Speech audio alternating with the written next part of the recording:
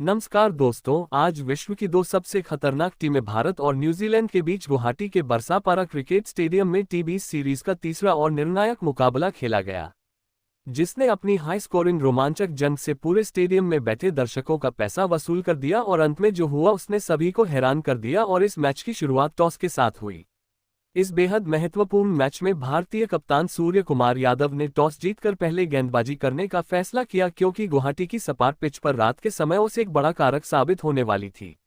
New Zealand की team पहले बल्लेबाजी करने उतरी और उनके सलामी बल्लेबाजों ने आते ही भारतीय 10 गेंदबाजों के खिलाफ अपना खूंखार रूप अख्तियार कर लिया। गुवाहाटी के बरसापारा क्रिकेट स्टेडियम की इस बेहद सपाट और बल्लेबाजों के लिए स्वर्ग मानी जाने वाली पिच पर जब न्यूजीलैंड की टीम टॉस हारने के बाद पहले बल्लेबाजी करने उतरी तो उनके सलामी बल्लेबाजों ने आते ही भारतीय गेंदबाजों के खिलाफ मोर्चा खोल दिया। न्यूजीलैंड के अनुभवी डेवन कॉनवर आज पहले ही ओवर से विध्वंसक लय में नजर आ रहे थे और उन्होंने चौथे ओवर में गेंदबाजी करने आए बाएं हाथ के तेज गेंदबाज अर्शदीप सिंह की पहली दो गेंदों पर अपनी जादुई कलाइयों का इस्तेमाल करते हुए लगातार दो कड़क चौके जड़े और फिर ओवर की अंतिम गेंद पर एक शानदार फ्लिक शॉट खेलकर गेंद को स्टैंड्स में के लिए भेजकर कीवी टीम को रॉकेट जैसी आक्रामक शुरुआत दिलाए। भारतीय टीम को मैच में पहली बड़ी सफलता 6वें ओवर में मिली, जब कप्तान सूर्यकुमार यादव ने गेंद अपने सबसे बड़े हथियार जसप्रीत बुमराह को थमाए और बुमराह ने अपनी अनुभवी चतुराई का परिचय देते हुए टीम रॉबिन्सन को एक सटीक और तेज बाउंसर पर पूरी तरह चकमा दे दिया। टीम रॉबिन्सन बुमराह की उस 145 की रफ्तार वाली उठती हुई गेंद पर नियंत्रण नहीं रख सके और एक जोरदार पुल शॉट खेलने के प्रयास में 18 गेंदों पर 22 रन बनाकर आउट हो गए। उनकी पारी में 3 चौके और एक शामिल है। रॉबिन्सन के आउट होने के बाद प्रतिभाशाली रचिन रविंद्र मैदान पर आए और उन्होंने डेवन कॉनवर के साथ मिलकर भारतीय स्पिनरों की जमकर खबर लेना शुरू कर दिया, जिससे मैदान के चारों ओर रनों की मूसलाधार बारिश होने लगी। न्यूजीलैंड की टीम भारतीय गेंदबाजों पर पूरी तरह से हावी नजर आ रही थी और खेल के 9वें ओवर में जब कप्तान सूर्यकुमार यादव ने विकेट की तलाश में अपने सबसे बड़े मिस्ट्री स्पिनर वरुण चक्रवर्ती को आक्रमण पर लगाया तो कीवी बल्लेबाजों ने उन पर निर्दयी प्रहार करना शुरू कर दिया। वरुण चक्रवर्ती ने अपनी फिरकी और कैरम बॉल से कीवी बल्लेबाजों को फंसाने की पुरजोर कोशिश की, लेकिन शानदार लय में चल रहे रचिन रविंद्र ने उनकी हर चाल को नाकाम कर दिया, जहां उन्होंने चक्रवर्ती की गुगली को बड़ी ही आसानी से पढ़ा और ओवर की तीसरी गेंद पर घुटने टेककर उसे लॉन्ग ऑन बाउंड्री के मीलों पार स्टैंड्स में भेज दिया। रचिन यही नहीं रुके और उन्होंने इसी ओवर की 5वीं गेंद पर एक बार फिर अपने कदमों का जादुई इस्तेमाल किया और गेंद की पिच तक पहुंचकर उसे उसी दिशा में एक और गगनचुंबी के लिए रवाना कर दिया, जिससे न्यूजीलैंड का आक्रामक इरादा पूरी तरह साफ हो गया और वरुण चक्रवर्ती का स्पेल पूरी तरह से बिगड़ गया। दूसरी तरफ डेवन कॉनवर आज एक अलग ही दिव्य और अविश्वसनीय स्तर की बल्लेबाजी का मुजाहिरा पेश कर रहे थे, जहां उन्होंने अपनी क्लासिक टाइमिंग से भारतीय फील्डरों को बाउंड्री लाइन पर महज एक लाचार दर्शक बना दिया था और मैदान के चारों ओर चौकों की झड़ी लगा दी थी।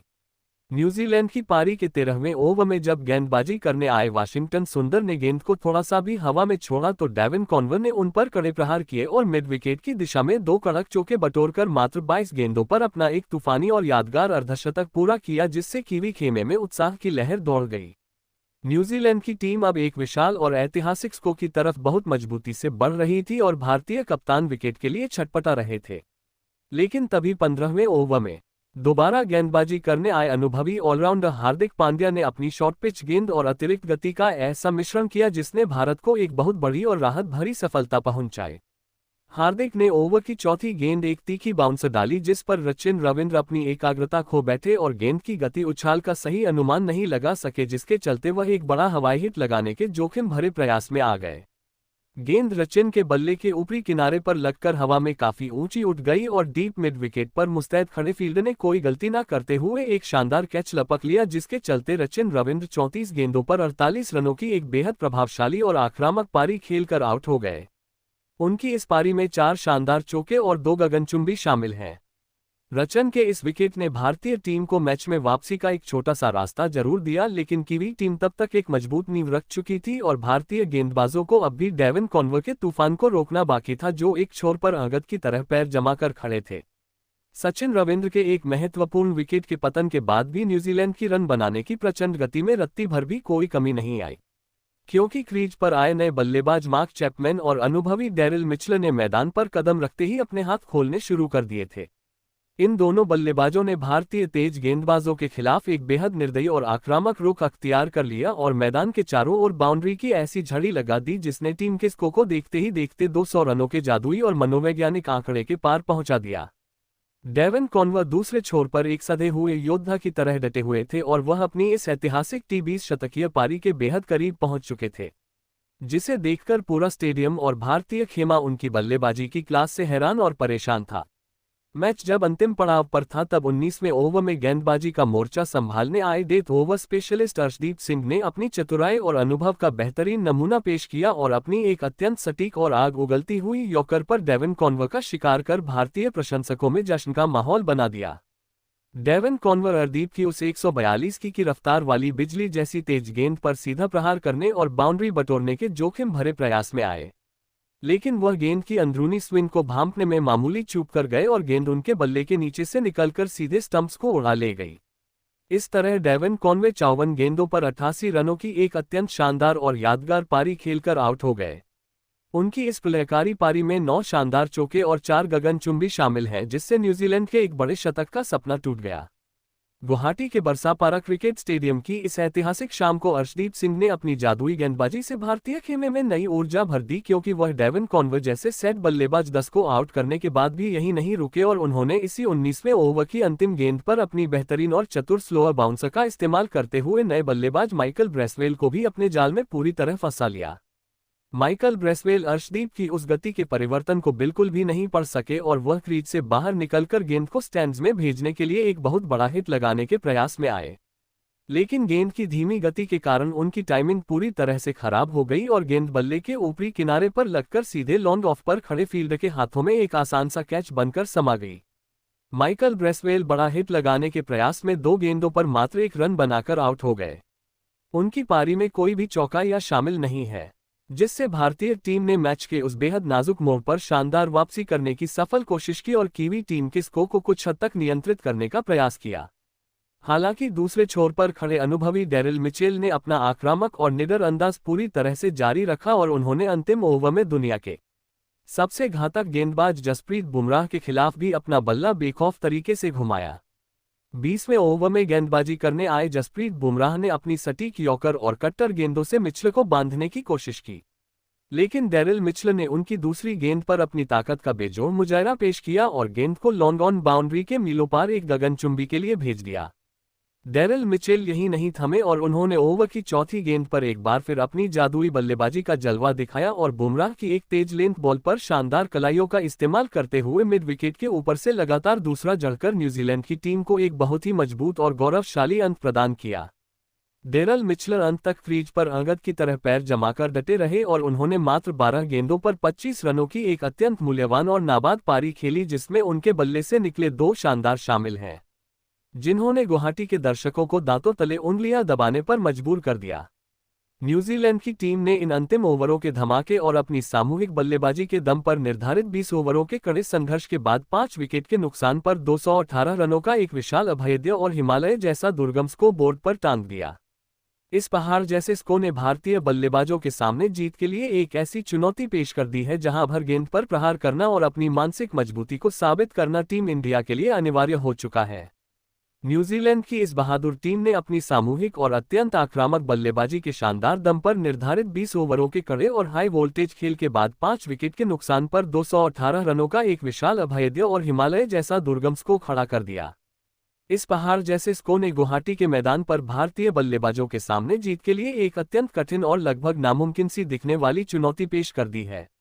जहां अब हर भारतीय बल्लेबाज को पहली ही गेंद से आक्रामक खेल दिखाना होगा।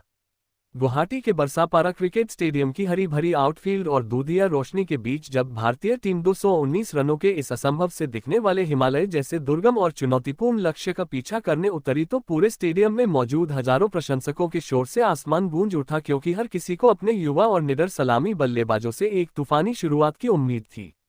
अभिषेक शर्मा और संजू सैमसन ने आज गुवाहाटी के इस ऐतिहासिक मैदान पर चौकों और का ऐसा प्रलयकारी और विनाशकारी सैलाब लाया कि न्यूजीलैंड के विश्वस्तरीय और अनुभवी गेंदबाज पूरी तरह बेबस, लाचार और असहाय नजर आने लगे।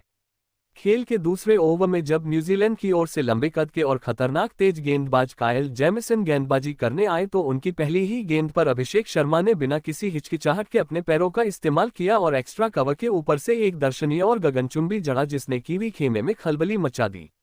अभिषेक यहीं नहीं रुके और उन्होंने इसी ओवर की तीसरी और पांचवीं गेंद पर जेमिसन की गति का फायदा उठाते हुए 2 और कड़क चौके बटोरकर भारत के आक्रामक और साहसी इरादे पूरी तरह स्पष्ट कर दिए।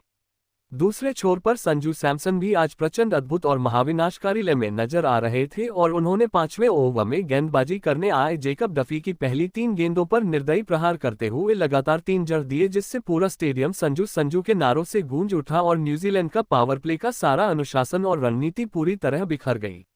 अभिषेक शर्मा बहुत ही खतरनाक और आतिशी अंदाज में अपने पहले अंतर्राष्ट्रीय शतक की ओर मजबूती से बढ़ रहे लेकिन 9वें ओवर में गेंदबाजी करने आए अनुभवी और चतुर लेग स्पिनर ईस्ट सडी ने अपनी एक जादुई गुगली पर उन्हें अपने जाल में फंसा लिया। अभिषेक शर्मा सोड़ी की उस टप्पा खाकर अंदर आती गेंद पर एक और बड़ा हवाई शॉट खेलने के प्रयास में 32 गेंदों पर 65 रनों की एक विस्फोटक और यादगार पारी खेलकर आउट हो गए। उनकी इस पारी में 5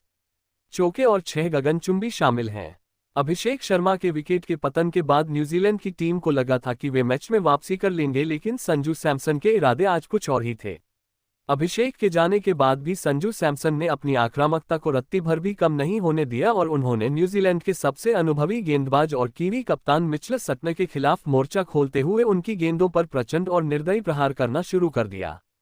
खेल के 11वें ओवर में जब सटनर गेंदबाजी करने आए तो संजू ने उनकी पहली ही गेंद पर आगे बढ़कर लॉन्ग ऑफ के ऊपर से एक दर्शनीय जड़ा और उसके बाद अगली 2 गेंदों पर अपनी जादुई कलाइयों का इस्तेमाल करते हुए लगातार 2 कड़क चौके बटोरकर मात्र 25 गेंदों पर अपना एक और शानदार अर्धशतक पूरा कर गुवाहाटी के प्रशंसकों को झूमने पर मजबूर कर दिया।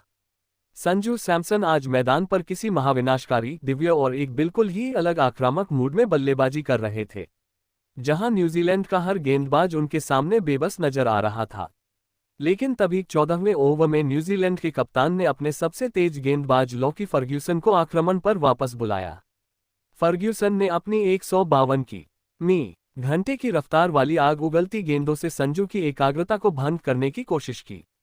और अंततः उन्हें एक अतिरिक्त उछाल वाली शॉर्ट पिच गेंद पर झांसे में ले लिया। संजू सैमसन फर्गुसन की उस प्रचंड और डराने वाली गति पर एक और आकर्षक कवर ड्राइव खेलने के प्रयास में आए, लेकिन वह गेंद की अतिरिक्त बाउंस और गति के मिश्रण को सही से नहीं समझ सके, जिसके कारण गेंद उनके बल्ले का बाहरी किनारा लेकर सीधे स्लिप में खड़े फील्डर के हाथों में समा गई। इस तरह संजू सैमसन 40 गेंदों पर 74 रनों की एक वीरतापूर्ण और वीरगाथा वाली पारी खेलकर आउट हो गए। उनकी इस ऐतिहासिक पारी में 6 कड़क चौके और 5 गगनचुंबी शामिल हैं। संजू सैमसन और अभिषेक शर्मा जैसे 2 बड़े और महत्वपूर्ण विकेटों के बैक टू बैक गिरने के बाद भारतीय टीम पर हार का काला दबाव एक बार फिर से बढ़ने लगा था और स्टेडियम में मौजूद हजारों प्रशंसकों के चेहरों पर चिंता की लकीरें साफ देखी जा सकती थी। अब भारतीय पारी का सारा दारोमदार कप्तान सूर्य कुमार यादव और लंबे समय के बाद टीम में वापसी कर रहे ईशान किशन के अनुभवी कंधों पर आ गया था, जिन्हें यहां से एक नई नींव रखनी थी। भारतीय टीम की स्थिति अब काफी नाजुक हो चुकी थी, जहां न्यूजीलैंड के गेंदबाज हावी हो रहे थे और भारत को इस रोमांचक मुकाबले को जीतने के लिए अंतिम 5 ओवरों के उस भीषण और सांसें थाम देने वाले खेल में 60 रनों की सख्त चुनौतीपूर्ण और लगभग नामुमकिन सी दिखने वाली दरकार थी। पूरा स्टेडियम अब सूरसूर और ईशान किन नारों से गूंज रहा था, क्योंकि हर कोई जानता था कि अगर यहां से कोई चमत्कार हो सकता है तो वह केवल ये दोनों बल्लेबाज ही कर सकते हैं। कीवी कप्तान मिचेल सटनर ने अपनी फील्डिंग की घेराबंदी और कड़ी कर दी थी और लॉकी फर्ग्यूसन लगातार अपनी गति से भारतीय बल्लेबाजों की परीक्षा ले रहे थे, जिससे मैच का रोमांच अपने चरम पर पहुंच चुका था। 16वें ओवर में जब जेकब डफी दोबारा गेंदबाजी करने आए तो ईशान किशन ने अपने हाथ खोलने शुरू किए और उनकी लगातार 2 गेंदों पर 2 दर्शनीय जड़कर मैच में रोमांच और जान वापस ला दी। कप्तान सूर्य कुमार यादव ने 18वें ओवर में कायल जेमिसन की पहली 3 गेंदों पर अपनी जादुई कलाइयों का वो जौहर दिखाया जिसके लिए दुनिया उनकी दीवानी है, जहां उन्होंने अपना ट्रेडमार्क सुपला शॉट और 2 कड़क कवर ड्राइव मारकर 3 लगातार चौके बटोरे, जिससे भारत जीत की मंजिल के बिल्कुल करीब पहुंच गया। ईशान किशन एक बड़ा और यादगार फिनिश करके अपनी वापसी को यादगार बनाना चाहते थे, लेकिन 19वें ओवर में वह मिचेल सटनर की एक घूमती हुई और नीची रहती गेंद को पढ़ने में चूक गए और लॉन्ग ऑन पर कैच थमा बैठे।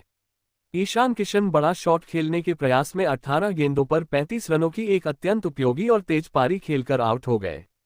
उनकी पारी में 2 चौके और 3 शामिल हैं। अब अंतिम ओवर का वह ऐतिहासिक रोमांच शुरू हुआ, जहां पूरे स्टेडियम की सांसें थमी हुई थी और भारत को जीत के लिए 14 रनों की दरकार थी। जहां कप्तान सूर्य कुमार यादव 45 रन पर नाबाद रहकर क्रीज पर एक चट्टान की तरह डटे हुए थे।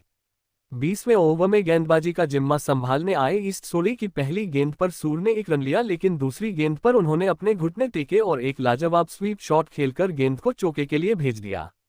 इसके बाद ओवर की चौथी गेंद पर सूर्य ने मिड विकेट के ऊपर से एक गगनचुंबी और अलौकिक झड़कर अपना अर्धशतक पूरा करने के साथ साथ पूरे भारत को जीत की स्वर्णिम दहलीज पर खड़ा कर दिया।